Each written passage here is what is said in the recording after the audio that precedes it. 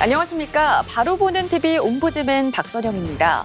지난주 연합뉴스TV에서는 병원 휴진 관련 소식과 푸틴 러시아 대통령의 방북 관련 뉴스 등 다양한 소식들을 전해드렸는데요. 먼저 지난주 주요 뉴스부터 정리해보겠습니다.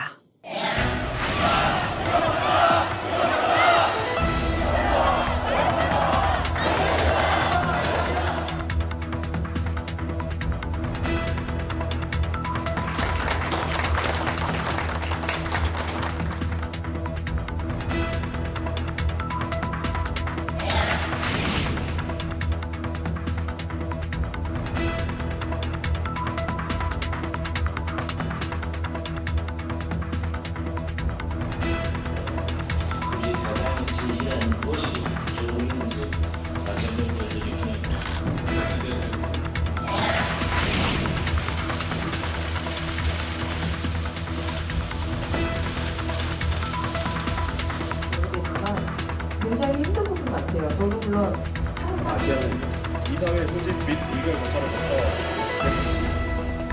이런 부분에서 조금 더 인구 국가 비상사태를 선언하고 우리가 많은 노력을 했음에도 불구하고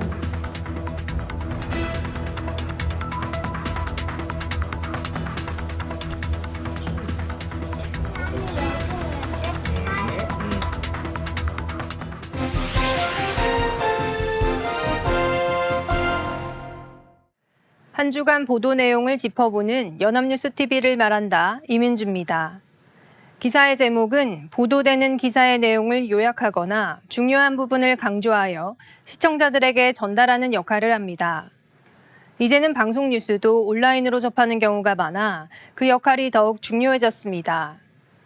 특히 다양한 취재원들로부터 많은 사실을 담아야 하는 정치 뉴스는 상대적 뉴스 가치나 중요성을 드러내기 위해 다양한 방식으로 기사 제목을 작성하고 있습니다. 이번 주 연합뉴스TV에서는 어떠한 기사 제목들이 있었는지 몇 가지 살펴보겠습니다. 먼저 뉴스 리뷰와 뉴스센터입니다. 국민의힘이 차기 지도부 선출을 위한 전당대회를 앞두고 경선 규칙을 확정했습니다. 민심 반영 비율을 고민하던 끝에 20%로 결정한 것입니다. 현행 10대 0인 당심과 민심 반영 비율을 지나치게 큰 폭으로 바꿀 경우 제도의 안정성이 흔들릴 수 있다는 판단에 따른 것입니다. 전대 출마를 위한 캠프를 준비 중인 것으로 전해진 한동훈 전 비대위원장은 러닝메이트로 최고위원 선거에 출마할 인물들을 물색 중인 것으로 전해졌습니다. 한편 또 다른 후보로 거론되고 있는 나경원 의원과 윤상현 의원은 한 전 위원장을 향해 견제의 목소리를 내고 있는 상황입니다. 초선인 김재섭 의원도 당권 도전 가능성을 시사했습니다.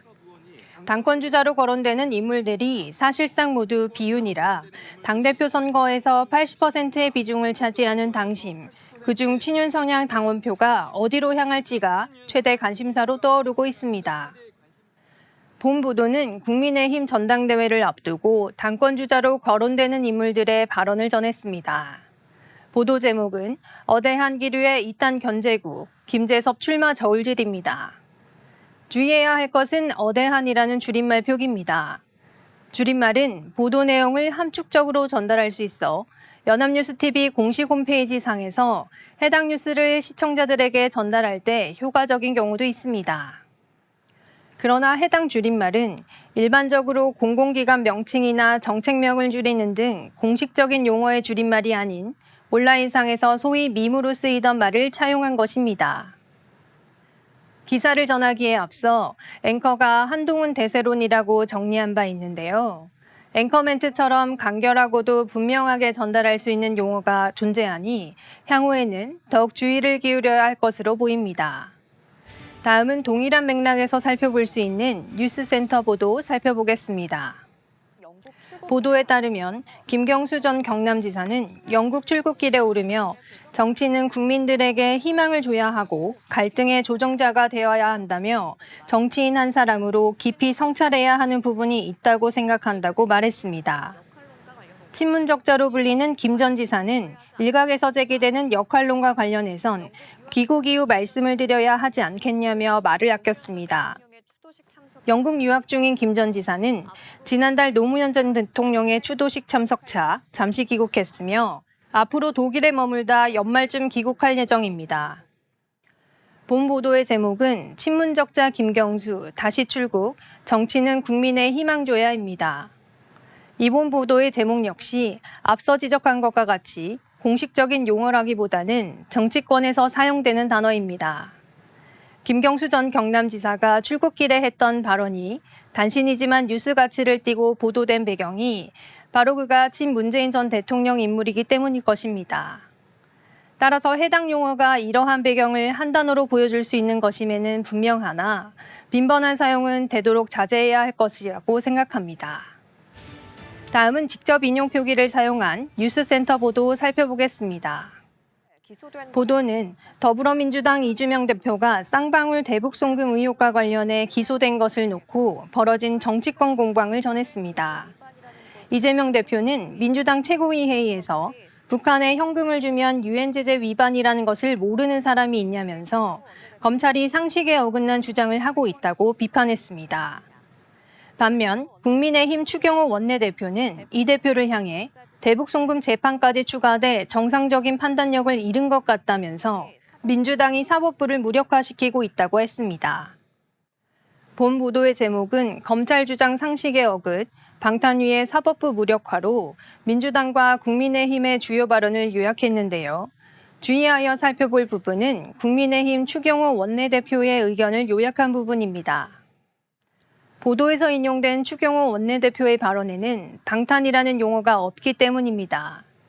검색해본 결과 실제 그가 직접적으로 언급한 발언임에는 분명하나 보도에서 언급되어 있지는 않아 실제 그가 발언한 단어인지 임의로 요약되어 사용된 단어인지 본 보도에서는 명확하게 드러나지 않습니다.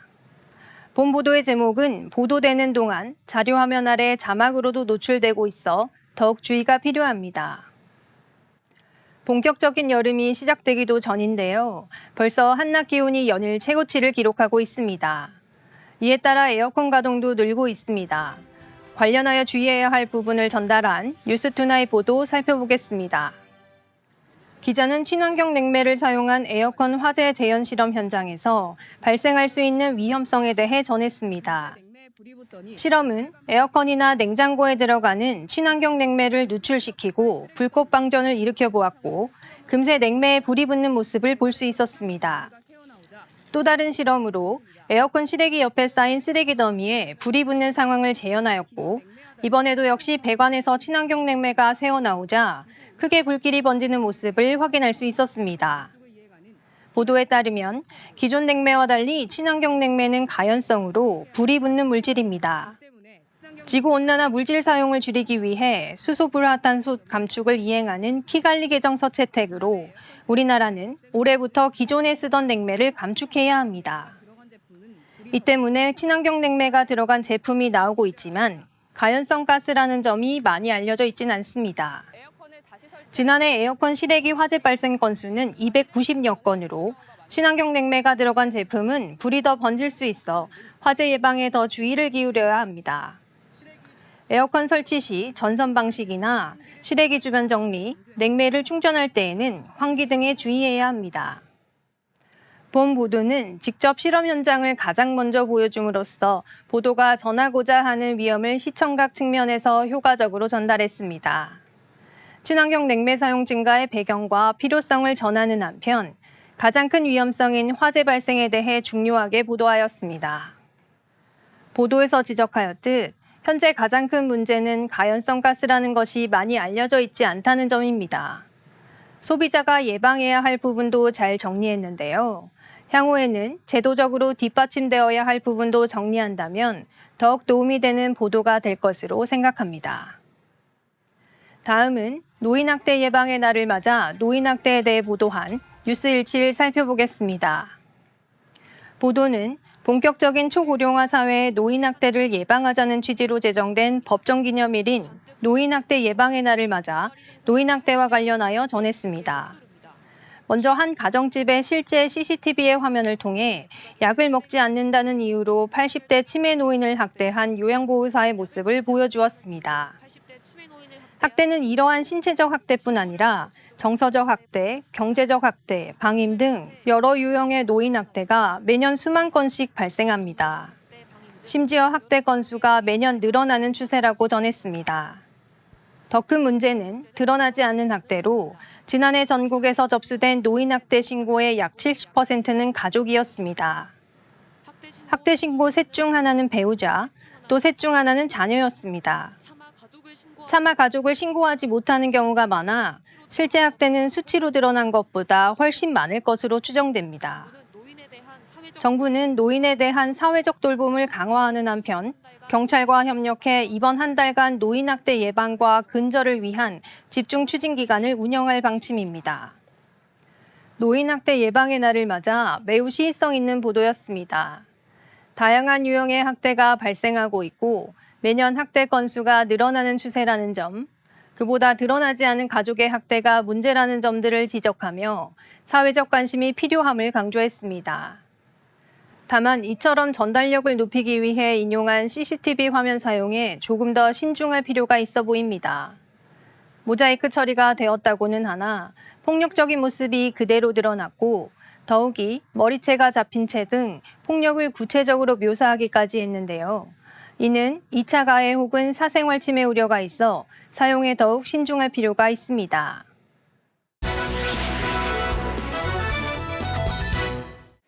네, 이번 순서는 주말에 방영되는 제작 프로그램을 대학생의 시선으로 분석하고 평가한 내용을 들어보는 캠퍼스 TV 리포트 시간입니다.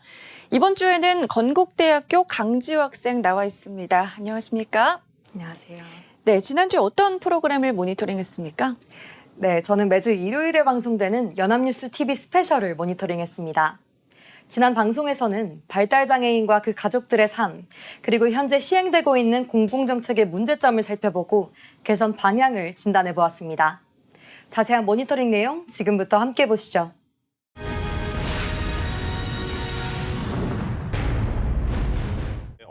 방송은 현재 끊임없이 발생하고 있는 발달장애인 가족 참사를 다룬 뉴스로 시작합니다.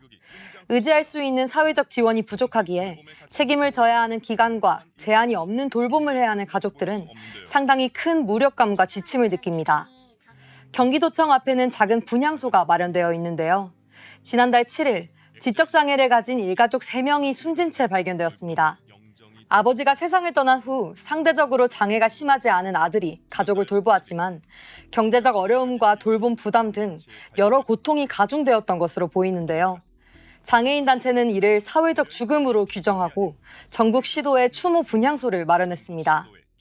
발달장애인 가족이 장기간 돌봄에 지쳐 세상을 등지는 참극은 언론에 보도된 사건만 3년 새 24건으로 끊임없이 되풀이되고 있습니다.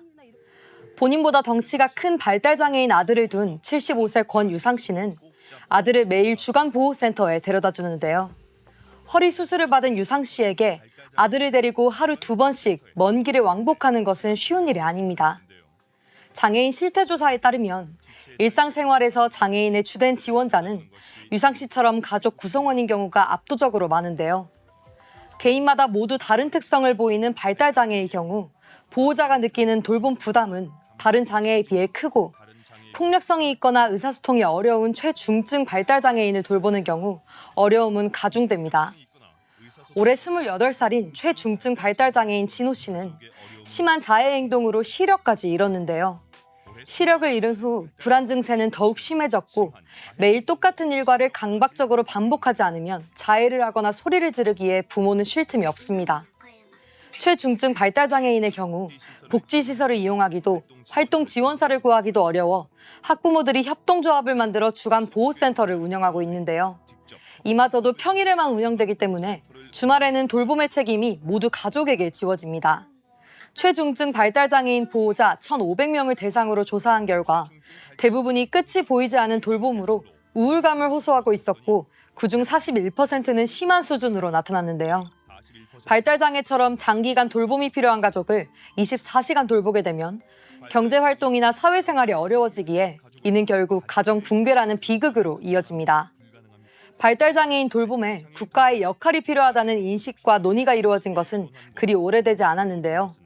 2015년부터 시행되고 있는 발달장애인 권리보장 및 지원에 관한 법률에 따라 현재는 전국의 발달장애인에 대한 체계적인 지원을 계획하고 실시하는 중앙과 지원센터 총 19개가 운영되고 있습니다. 하지만 논의가 이루어진 지 얼마 되지 않다 보니 지원 서비스에 대한 공급이 부족한데요. 보건복지부에 따르면 일상생활 지원이 필요한 장애인 35% 중 지원에 만족한다는 대답은 62%에 그쳤습니다. 장애인의 자립을 지원하고 가족의 부담을 덜어주기 위해 시작된 장애인 활동 지원제도 이용자 수는 2011년 약 3만 3천 명으로 시작했으나 현재는 약 11만 명 수준으로 대상자가 크게 확대되었는데요. 그러나 이는 지원 대상 전체 장애인 중 4.3% 수준에 불과합니다. 그마저도 활동 지원사가 연결되지 않으면 대상자여도 이용할 수 없고 돌봄이 어려운 장애인의 경우 기피 대상이 되기도 하는데요. 정부는 활동지원사가 연결되지 않은 돌봄 가족에게 활동지원사 급여를 직접 지원하는 정책을 2년간 한시적으로 도입하기로 했습니다. 시간적 여유가 없는 보호자들은 병원 진료나 경조사 등 꼭 필요한 외출도 가족을 맡길 곳이 없어 어려운 경우가 많은데요. 지난해부터 시범사업으로 시작된 발달장애인 긴급돌봄센터는 보호자에게 긴급 상황이 발생할 시 최장 7일, 연간 30일 이내에서 돌봄 서비스를 제공합니다. 하지만 이는 전국 시도에 17곳, 센터별 정원은 8명으로 자리가 부족해 이용하기가 쉽지 않은데요. 이용 시 증빙 서류 또한 필요해 입소 사유의 완화, 입소 일수의 확대, 입소 절차의 간소화가 필요하다는 의견이 많습니다.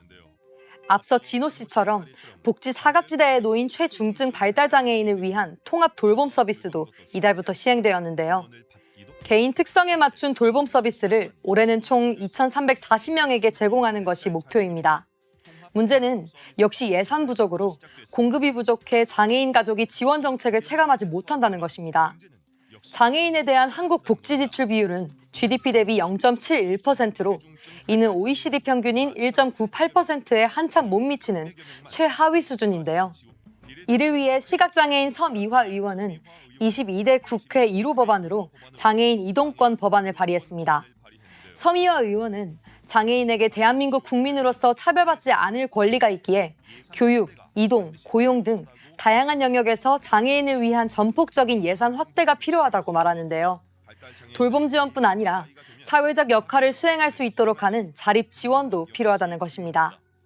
발달장애인 치료센터에서 만든 사회적 기업에서는 카페와 편의점에서 발달장애인과 비장애인이 함께 어우러져 일하는 환경을 제공합니다. 이러한 발달장애인의 취업은 당사자와 가족들의 삶의 질을 향상시키는데요. 그러나 한국장애인 고용공단에 따르면 장애인 고용률은 34%로 장애인의 취업 실태는 크게 나아지고 있지 않습니다. 비정규직 근로자 비율도 비장애인보다 1.8배나 높고 임금 역시 전체 임금 근로자 월 평균 임금의 67% 수준에 머물러 있는데요. 이렇게 장애인 고용이 부진한 것은 장애인에 대한 편견과 고정관념이 큰 것으로 보입니다.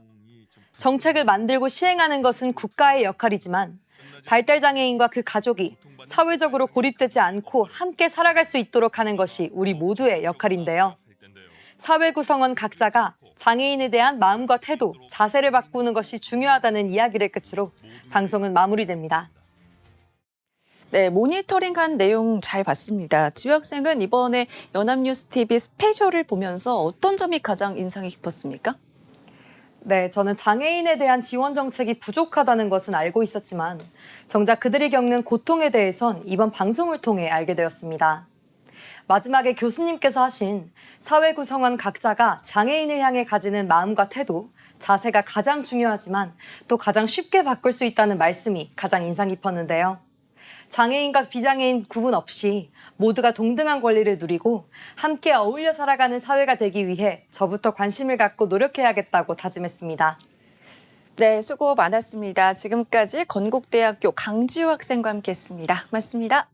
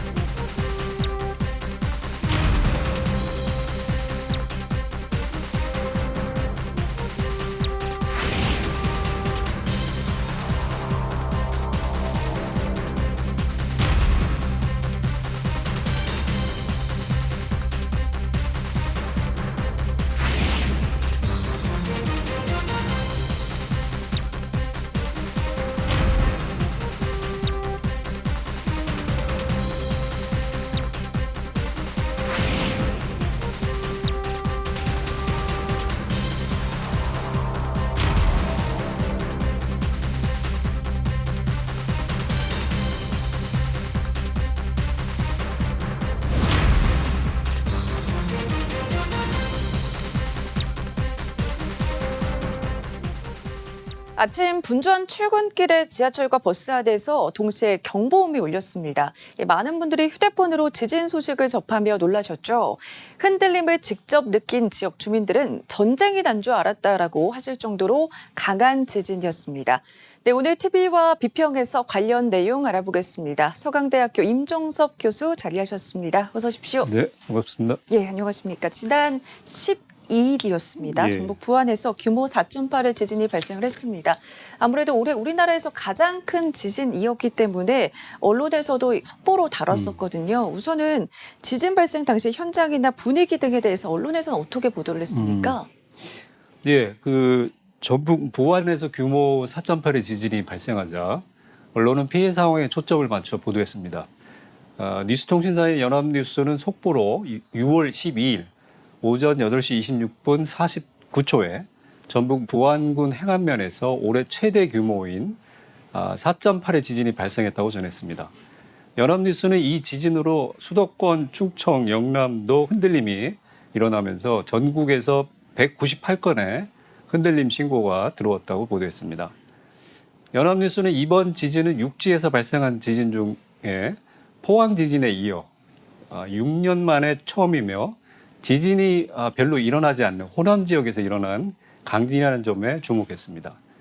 경향신문과 국민일보도 이번 지진이 올해 한반도와 주변 해역에서 발생한 지진 중에 가장 규모가 크다고 설명했습니다. 중앙일보는 경기 남부 지역에 사는 주민 중에 재난 문자를 받은 뒤에 흔들림을 느껴 엘리베이터를 타지 못할 정도로 두려움을 느꼈다고 전했습니다. 한국경제신문은 지진이 일어난 모습을 담은 북도 CCTV 촬영 영상을 기사에 연결해 지진으로 흔들리는 정도를 보여줬으며 공사장에서 나는 폭발음인 줄 알았다는 시민의 말을 전하기도 했습니다. 네, 말씀해 주신 것처럼 아무래도 많은 분들이 놀라셨을 텐데요. 이번 예. 지진으로 다행히 인명 피해나 대규모 피해는 없었지만 예. 벽면 균열 등 시설물 피해가 많았고요. 또 불상이 파손이 되는 등 국가유산에서도 피해가 발생했습니다. 네, 네. 피해와 관련해서 언론에서는 어떻게 전해졌죠? 예. 언론은 재난안전대책본부를 주요 취재원으로 인용해 피해 신고 건수와 피해 유형 등을 전했습니다. 세계일보는 부안 지진으로 피해 건수가 280건을 넘어섰으며 주택, 창고, 상가, 학교 등에 금이 가고 사찰 문화재에도 석가래 흙이 떨어지거나 담에 균열이 생겼다고 다루었습니다. 연합뉴스는 국가유산 중에 6건이 해를 입었는데 전북 유형문화유산인 석가열의 3점 불자상의 머리 부분 장식 조각이 떨어졌다고 보도했습니다. 문화일보도 전북 지역별로 들어온 신고 건수와 함께 유리창 깨짐, 벽에 금이 감, 타일 깨짐, 담 기울어짐, 문 안 열림 등 시설 피해 유형을 다루었습니다. 이 신문은 연합뉴스 보도처럼 부안의 국가유산 피해 6건을 전하면서 부안 내소사 대웅전, 내소사 설선당과 요사 등이 일부 해를 입었다고 설명했습니다. 서울신문은 지진이 일어난 부안군에서 피해 신고가 가장 많았으며 교육시설 21곳도 해를 입었다고 전했습니다. 네, 예. 정부에서는 지진 관측 후에 즉시 중앙재난안전대책본부 비상 1단계를 네. 가동하면서 대응에 나서기도 했었는데 예. 원자력안전위원회에서도 원전 점검에 나서기도 했거든요. 정부의 대응과 관련해서 언론에서는 어떻게 보도를 했습니까?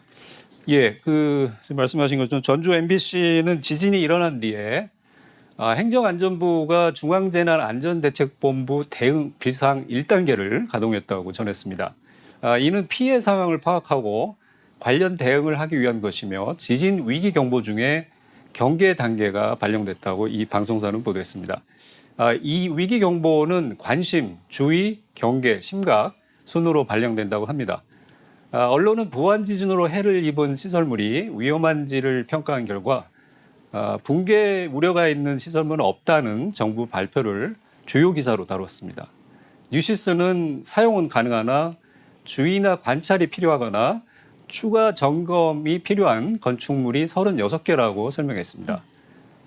연합뉴스와 머니투데이 등 다른 언론도 행정안전부의 이 발표 내용을 전하면서 당장 무너질 우려가 있는 시설물은 없다는 점을 보도했습니다.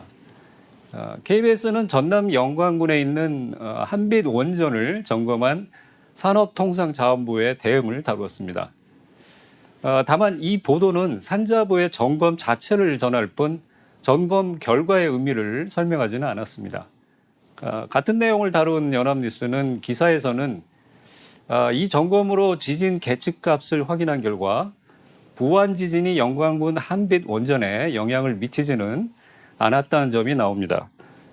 국제신문은 한국 수력 원자력을 인용해 한빛 원전 가동에는 이상이 없다는 발표 내용을 전했습니다. 네, 상대적으로 지진 안전지대로 여겨졌던 호남 지역에서 이례적인 강진이 발생하면서 네. 불안감을 호소하는 분들도 계실 것 같은데요. 예. 이와 관련해서 단층 조사 등 선제적인 조치가 필요하다 이런 지적도 나오고 있습니다. 네. 이번 지진이 시사하는 바 그리고 앞으로 이제 대응 방향에 대해서 언론에서는 어떻게 좀 전하고 있습니까? 몇몇 언론은 부안 4.8 지진이 갖는 의미를 전국 어디도 지진으로부터 안전하지 않다는 관점에서 접근했습니다. 동아일보는 기사에 지진 드문 호남 내륙서 역대 최대, 올해 발생한 국내 지진 중 최강, 규모 4.1 등 여진 17차례 이어져 서울, 부산 등 전국 대부분 흔들이라는 소제목 4개를 기사에 담았습니다. 이들 소제목에서 알 수 있듯이 호남 지역은 지진이 잘 발생하지 않는 안전지대로 여겨왔습니다. 지진 계측이 시작한 1978년 이후 규모 4.0 이상 지진이 호남 지역에서 한 번도 일어나지 않았다고 동아일보는 전했습니다. 이번 지진은 단층이 수평으로 움직여서 피해 규모가 크지 않았다고 합니다. 이 동아일보 보도를 보면 정부가 경주와 포항 지진 이후 2018년부터 한반도 단층 연구에 착수했습니다. 그러나 호남 지역은 안전하다고 인식돼 조사 순위가 뒤로 밀렸다고 합니다. KBS도 이 점에 주목해 전국 단층 조사가 영남권에만 마무리됐으며 호남은 3단계 사업으로 분류돼 빨라야 3년 뒤에야 조사가 시작된다는 사실을 보도했습니다. 따라서 단층 규모나 응력 등을 알 수 없어 부안 지진 이후 여진을 예측하기가 쉽지 않다고 이 방송은 전했습니다. 그리고 전주 MBC는 호남 지진 안전지대라는 인식이 흔들린 만큼 정부가 부안 지진의 경고를 받아들여 전남 영광의 한빛 원전 1, 2호기의 수명 연장을 중단하라는 시민단체의 주장을 보도했습니다. 네, 언론에서도 이제 각종 재난과 재해 소식을 신속하게 알리는 데에만 그치지 않고 이제는 선제적 관리자 혹은 감시자의 역할도 수행해야 될 때인 것 같은데요. 이번 부안 지진을 계기로 앞으로 언론이 해야 될, 나아가야 될 방향 이 부분에 대해서도 좀 짚어주실까요? 지진처럼 자연재해 발생은 과학적으로 예측하기가 상당히 어려운 현상입니다.